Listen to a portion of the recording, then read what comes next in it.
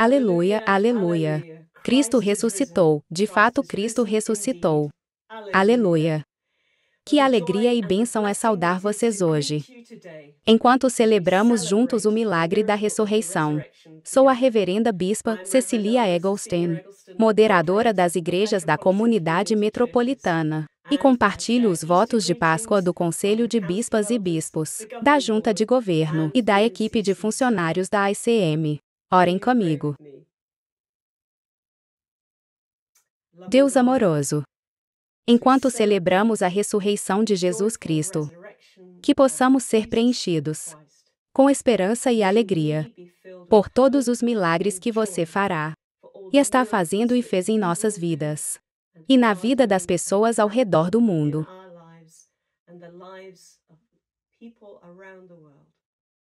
Podemos ouvir sua voz hoje e viver do seu jeito, através de seus muitos nomes, através do poderoso nome de Jesus e através do Espírito Santo. Amém.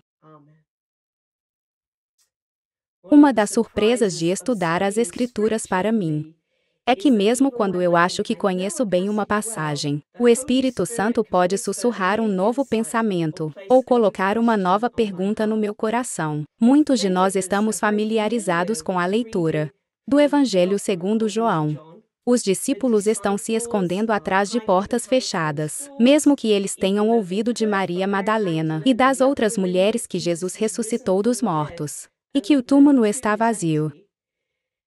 E Jesus aparece de repente para eles.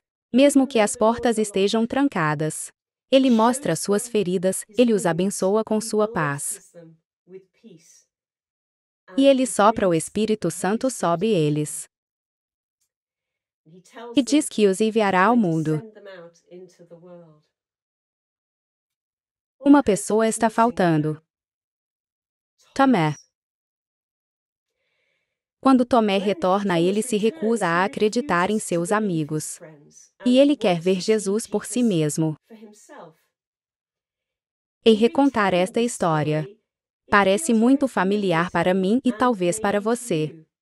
Este ano, porém, uma nova questão surgiu em minha mente. O Cristo ressuscitado escolheu aparecer aos discípulos quando Tomé não estava lá. Jesus sabia onde os discípulos estavam e foi capaz de entrar na sala, mesmo que as portas estivessem trancadas. Neste estado divinamente ressuscitado, ele também sabia que Tomé não estava lá. Sabemos que ele apareceu novamente quando Tomé estava lá, e ele já sabia a prova de que Tomé precisava para crer. Então vamos explorar um pouco por que Jesus apareceu aos discípulos quando Tomé estava ausente. Muitas vezes, quando estamos olhando para esta história, Tomé é o nosso foco principal. Eu quero que pensemos sobre os outros discípulos desta vez. Eles devem ter ficado muito felizes quando superaram o choque de ver Jesus e foram realmente capazes de absorver o fato de que ele estava vivo e presente com eles. Eles devem estar desesperados para contar a Tomé sobre isso, assim que ele estivesse de volta com eles. E ele se recusou a acreditar neles e nelas, em qualquer um deles ou delas. Talvez Tomé estivesse tão magoado, tão angustiado com as imagens da morte de Jesus e sua experiência com isso, que ele não podia mais correr o risco de ter seu coração partido. Sua fé foi novamente abalada por acreditar nos discípulos apenas com a palavra deles. Ele precisava ver Jesus pessoalmente. Talvez Jesus escolheu aparecer aos discípulos em Tomé, para ensinar-lhes algo. Para lhes dar uma ideia de quão desafiador poderia ser compartilhar as boas novas de uma vida seguindo o Cristo ressuscitado, que era o que ele os estava enviando a fazer. Lembre-se de que alguns deles se recusaram a acreditar nas mulheres, que lhes contou sobre o túmulo vazio, e agora eles não estavam sendo acreditados. Tomé era alguém que eles conheciam há 3 anos, talvez mais. E mesmo assim, eles não conseguiram convencê-lo da verdade. Tomé deveria ter sido uma pessoa fácil de trazer a bordo. Mas ele não estava acreditando no que estavam lhe dizendo. Talvez essa experiência tenha sido o início da prática dos discípulos de realmente saírem pelo mundo e compartilharem sua fé e a história do Cristo ressuscitado com pessoas muito mais hostis. Tomé disse a eles o que ele precisava para acreditar. Ele precisava ser capaz de tocar Jesus através de suas feridas, que realmente era ele.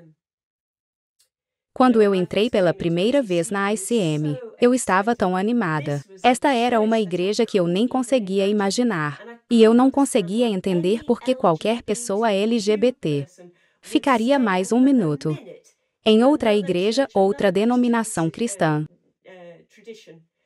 quando eles poderiam ser totalmente eles mesmos na ICM. Demorei um pouco para entender que as pessoas estão em caminhos diferentes para Deus, e a ICM do qual eu fazia parte nunca iria atender às necessidades de todos.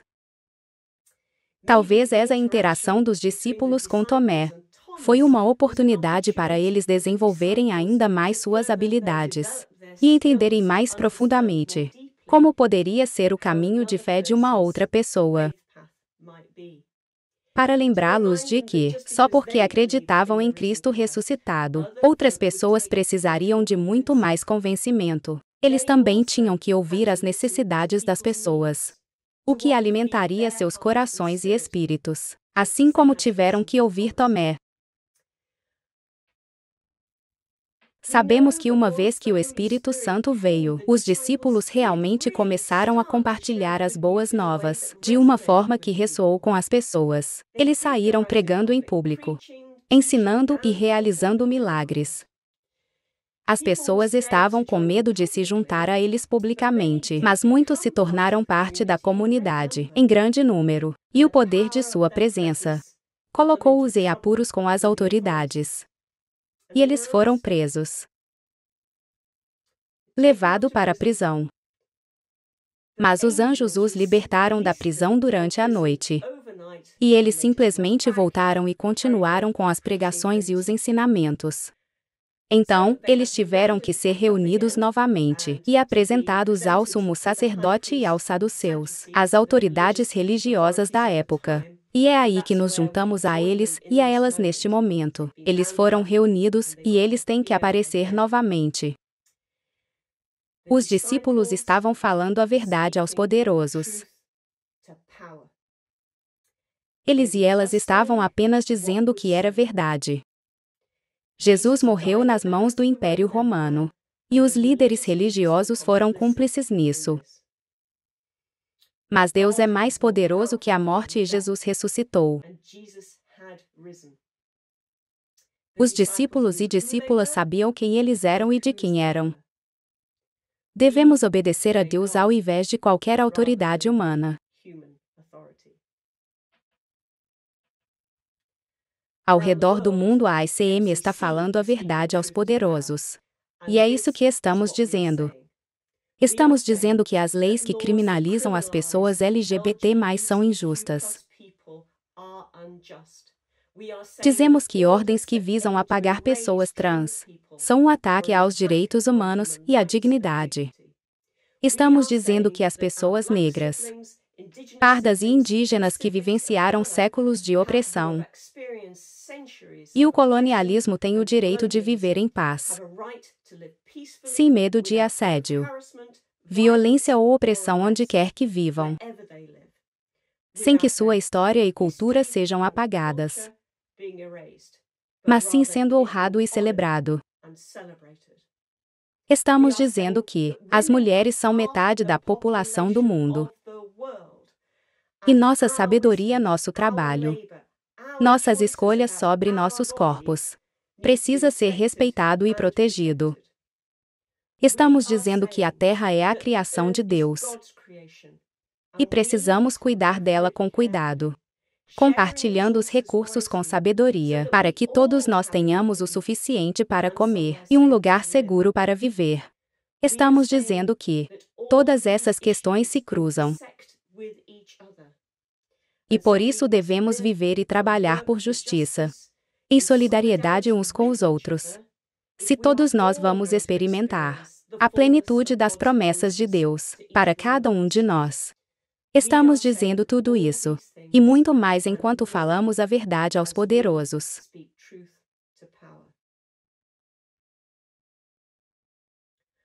Nosso fundador, Reverendo Troy Perrin, costumava falar sobre o Evangelho de três frentes. Eu sei que alguns de vocês se lembram disso: salvação cristã, comunidade cristã e ação social cristã. Salvação cristã, ser salvo ou salva. Trabalhamos nossa própria salvação com temor e tremor. Eu acho que às vezes, nossa fé está nos salvando de algo. E às vezes, acho que nossa fé está nos salvando para algo. Neste momento eu acredito. Nossa fé está nos salvando de cair nas mentiras que estão sendo contadas sobre quem somos, aos olhos de Deus. E estamos sendo salvos por falar a verdade de Deus. Neste momento, ganhamos nossa força por estar na comunidade cristã, onde também podemos viver os valores que queremos ver abraçados no mundo. Não adianta sair e falar a verdade aos poderosos se não falarmos as mesmas verdades para nós mesmos e o para o outro. Ao falar a verdade aos poderosos e realmente trabalhando para mudar a nós mesmos e nossa comunidade, trabalhamos juntos pela justiça por meio da ação social cristã. É importante notar que apenas alguns dos discípulos falaram em público. E foi dito especificamente que alguns não ousaram se juntar a eles. Portanto, aqueles que falavam em público talvez fossem particularmente talentosos para isso, ou talvez fossem aqueles que não se importavam em ser presos. Mas para que eles falem publicamente, outras pessoas devem tê-los apoiado em dizer a verdade aos poderosos. Talvez tenham guardado seus barcos de pesca, para que ainda houvesse renda para sustentar as famílias. Talvez eles se revezassem, mantendo-os em um espaço sagrado, observando a distância, para verificar se havia algum problema em potencial. Talvez alguns estivessem falando com pessoas poderosas em silêncio, nos bastidores. Aqueles que também queriam ouvir as boas novas, mas estavam preocupados em perder tudo o que tinham. Talvez alguém tenha organizado a comida e bebida, para que corpos doloridos e gargantas ressecadas pudessem se revigorar ao final de um longo dia. Todos nós podemos falar a verdade aos poderosos. Apenas dizemos isso de maneiras diferentes, dependendo de quem somos e de onde estamos no mundo. Jesus deu aos discípulos sua bênção de paz e compartilhou o Espírito Santo com eles. Ele lhes deu a chance de praticar, compartilhando a mensagem entre si, antes de enviar os discípulos para o mundo, para causar boas encrencas. Para aqueles que não estão familiarizados com a expressão boa encrenca, ela vem do ativista dos direitos civis e político afro-americano John Lewis. Não se perca em um mar de desespero. Tenha esperança, seja otimista. Nossa luta não é a luta de um dia, de uma semana por mês ou de um ano. É a luta de uma vida. Nunca tenha medo de fazer barulho e se meter em um bom problema. Problemas necessários.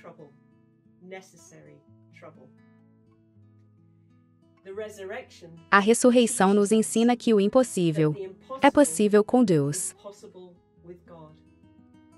O Cristo ressuscitado venceu a morte. O temido Império Romano caiu. O incrédulo Tomé acreditou.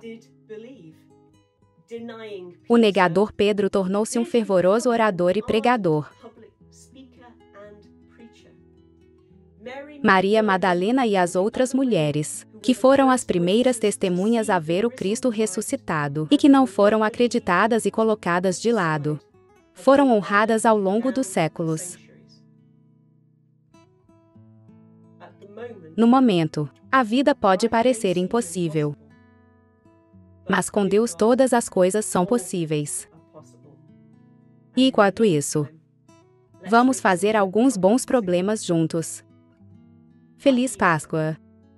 Deus abençoe.